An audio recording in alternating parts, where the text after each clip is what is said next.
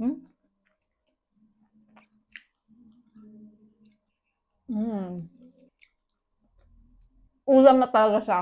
Guys, ito yung sinasabi ko sa inyong amoy pa lang ulam na. At ito nga yung in-order natin kay Mr. Squirrel na crushed seaweeds. At hindi lang siya basta-basta crushed seaweeds, guys, kasi meron na siyang shredded pork floss at saka shredded chicken floss. So, meron din siyang sesame seeds. So, meron tayong rice, itatoppings lang natin. Pwede mo din pala itong itoppings sa pancit canton or di naman kaya sa sushi. So, ayan.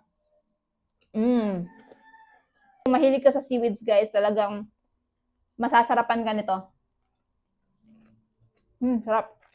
Hindi siya nakakaumay kainin, guys. Actually, ikatatlong order ko na yan sa Crush Seaweeds. Ngayon ko lang na-videohan kasi nga, i-share ko lang naman sa inyo. Ganyan siya kasarap. Ayan o. Diba? Pwede mo rin siyang ihalo sa fried rice, guys, kung gusto mo. Pero ako, kahit sa plain rice, okay na ako kasi ulam na talaga siya. Ayan.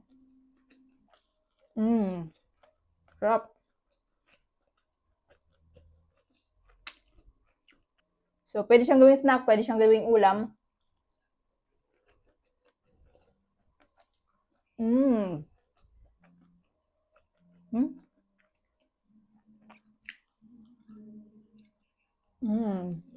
So, nire-recommend ko to doon sa mga mahilig sa seaweed, kagaya ko. Kung naghahanap kayo ng, ayan, pang snack or di naman kaya instant ulam na dadalhin nyo sa work or di naman kaya sa school or di naman kaya sa activity nyo, mag-beach or outdoor, ito talaga yung mere-recommend ko. So, itoppings mo lang sa kanin, guys, at ayan, meron na kayong instant ulam. So, kung interested din kayo, napakamura lang nito at nakapromo to ngayon, kaya idadrop ko na lamang yung link nito dyan sa baba.